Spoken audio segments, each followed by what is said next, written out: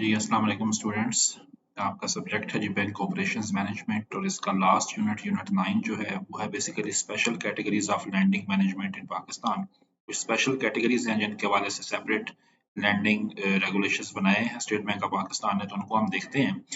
सबसे पहले जो है वो है जी एडवांसेस टू एसएमईज और स्मॉल एंड मीडियम एंटरप्राइजेज। अब एसएमईज क्योंकि स्मॉल और मीडियम साइज के कारोबार होते हैं, तो इनके लिए ऐसे स्टेट बैंक ऑफ पाकिस्तान ने प्रूडेंशियल रेगुलेशंस के अंदर थोड़ी रिलैक्सेशंस दी हैं, स्पेशली विद रिस्पेक्ट कि बैंक इनको एडवांसेस या लोन देते हुए कौन सी चीज़ों का ख्याल रखें, और थोड़ी सी इसमें क्राइटेरिया नाम किए होते हैं।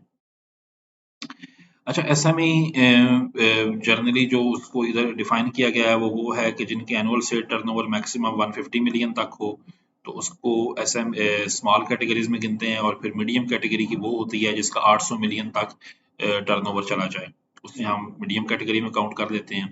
एसएमईज आपको पता है कि किसी भी इकोनॉमी में सबसे ज्यादा तो पार्टिसिपेट एज इंस्टीट्यूशन या बिजनेस ऑर्गेनाइजेशन एसएमईज ही कर रही होती हैं, और एसएमईज का ये बहुत बड़ा किरदार होता है। अक्सर आपके गली मोहल्लों की दुकानें, छोटी फैक्ट्रियां, छोटे इदारे, छोटे कारोबारी ग्रुप्स वो एसएमईज के अंदर ही काउंट होते हैं। अच्छा, अब इन स्पेशल फाइनेंसिंग जो इस तरह स्मैडा भी एक बॉडी है जो एसएमईज की ग्रोथ के लिए काम करती है, और एसएमईज को जो डिफरेंट रिक्वायरमेंट्स होती हैं उनकी हेल्प करती है। इसमें सबसे बड़ी रिक्वायरमेंट फाइनेंस की रिक्वायरमेंट होती है। तो बैंक एडवांसेस जो है वो एसएमईज को किस तरह दिए जा सकते हैं, स्टेट बैंक ऑफ पाकिस्तान ने उसके हवाले से कुछ प्रूडेंशियल रेगुलेशंस में रियायत दी है। जैसे अनसिक्योर्ड फाइनेंसिंग की जा सकती है, रनिंग फाइनेंस फैसिलिटी दी जा सकती है, इसमें शॉर्ट टर्म नेचर के 1 ईयर टेन्योर के इसमें लोन दिए जा सकते हैं for buying raw materials, expenses, salary.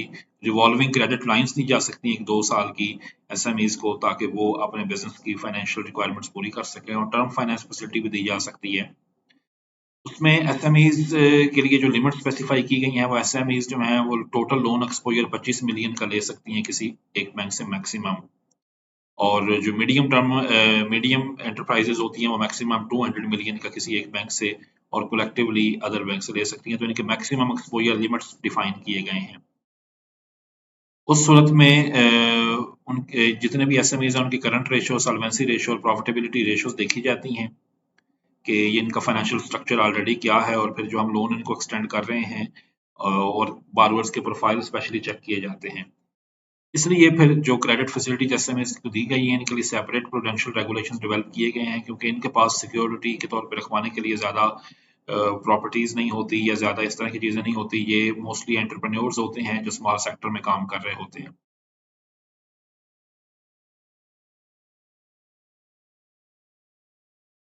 इसी तरह इंफ्रास्ट्रक्चर प्रोजेक्ट फाइनेंसिंग इसमें देखी जाती है। SMEs financing, agriculture financing, corporate financing और हाउस फाइनेंसिंग के अंदर भी डिफरेंट प्रूडेंशियल रेगुलेशंस की डिफरेंट कैटेगरीज बनाई गई हैं। जो एसएमईज के लिए बनाया गया है उसमें फिर लोन लिमिट को स्पेसिफाई किया गया है। इस तरह बैंक्स को कहा गया है कि एसएमईज को जो लोन्स हैं उसमें जो डॉक्यूमेंटेशन रिक्वायरमेंट है वो मिनिमम रखी जाए, और सिर्फ नेसेसरी डॉक्यूमेंट्स लिए जाते हैं। इसमें उनके लिए फिर ये एक रिक्वायरमेंट ये वेव ऑफ की गई है कि नॉर्मली तो कोई कंपनी लोन लेने जाए तो उसे ऑडिटेड अकाउंट्स पेश करने होते हैं। चलिए, इनके लिए ऑडिटेड अकाउंट्स की रिक्वायरमेंट खत्म की गई है। 5 मिलियन तक लोन जो हैं वो सिक्योरिटी के बगैर दिए जा सकते हैं। इस तरह प्रोसेसिंग जो इनकी लोन्स की होगी वो 15 दिन के अंदर प्रोसेसिंग करनी है, और उस पे फिर अपना डिसीजन पेश करना है बैंक्स ने।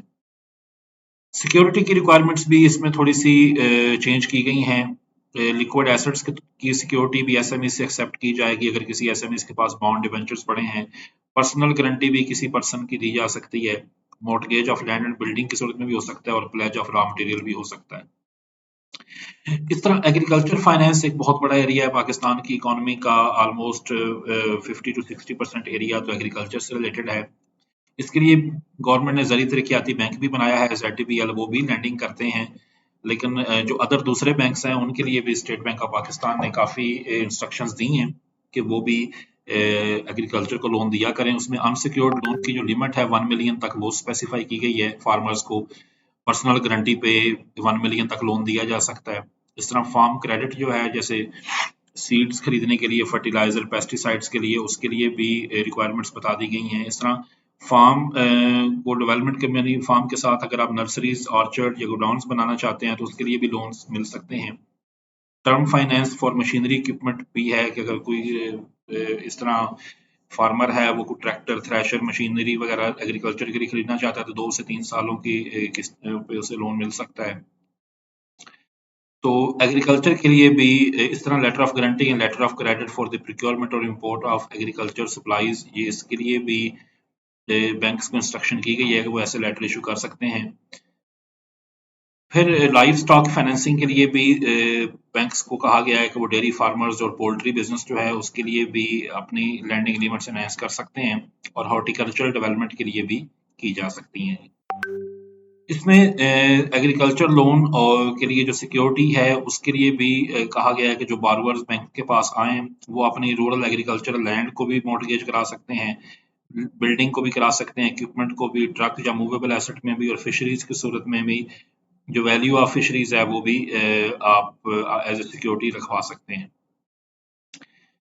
नेचुरल कैलेमिटीज की सूरत में प्रूडेंशियल रेगुलेशंस में मजीद रिलैक्सेशन की जाती है। सैलाब आ जाए या जलजला या इस तरह की सूरत हाल में फिर स्टेट बैंक कमर्शियल बैंक्स को इंस्ट्रक्शंस देता है कि चले मजीद और आसान शराइत पे आप लोन दे सकते हैं। और इसमें भी फिर आगे स्पेसिफाई किया गया है कि 1 मिलियन तक अपर लिमिट स्पेसिफाई की गई है।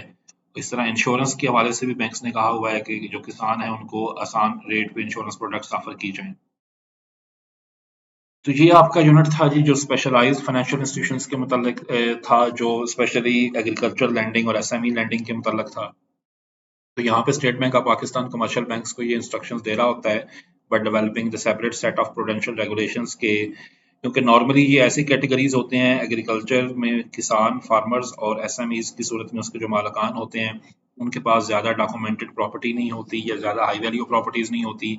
तो इन सेक्टर्स को फ़रोग देने के लिए स्टेट बैंक ऑफ पाकिस्तान ने प्रूडेंशियल रेगुलेशंस में रियायत दी हैं और इसमें पर्सनल गारंटी पे भी लोन सर्टेन अमाउंट्स तक मिल जाते हैं ताकि इस पर्टिकुलर सेक्टर को इकोनॉमिकली ग्रो करवाया जाए। तो इस तरह जी आपका ये कोर्स कंप्लीट हो गया है जो बैंक ऑपरेशंस मैनेजमेंट है, और इसके जितने नेसेसरी एस्पेक्ट्स हैं वो सारे हमने कवर कर लिए हैं। हर जो हमारा यूनिट है उसके एंड पे शॉर्ट क्वेश्चन और लॉन्ग क्वेश्चंस की लिस्ट दी हुई है। इसको अच्छी तरह आप लोग देख लें, और अगर आप लोगों का कोई सवाल हो, कोई चीज़ आपने पूछनी हो, तो हर वीडियो के नीचे कमेंट्स के सेक्शंस मौजूद हैं। यहाँ पे आप कमेंट कर दिया करें और हम उस चीज़ को फर्दर इलेबोरेट कर देंगे और फर्दर एक्सप्लेन आपको कर देंगे। बाकी जैसे आपने देखा सब्जेक्ट की नेचर एक थ्योरेटिकल सब्जेक्ट की तरह है, तो थ्योरेटिकल सब्जेक्ट के तौर पे आपने सारी थ्योरी को गो थ्रू करना है, स्पेशली इसकी डिफरेंट इंपॉर्टेंट जो टर्मिनोलॉजीज हैं उनको अच्छी तरह देखें, और इसी की बेस पे अगर आपने सारे यूनिट्स अच्छी तरह पढ़ लिए तो होपफुली आपका जो क्वेश्चन पेपर है वो भी बेहतर अटेम्प्ट हो सकता है। और उसके लिए भी हमारी गाइडलाइन ये है कि अगर 8 में से 5 सवाल करने हैं तो 5 क्वेश्चन लाजमी अटेम्प्ट करें। बहुत शुक्रिया आपका जी, थैंक यू।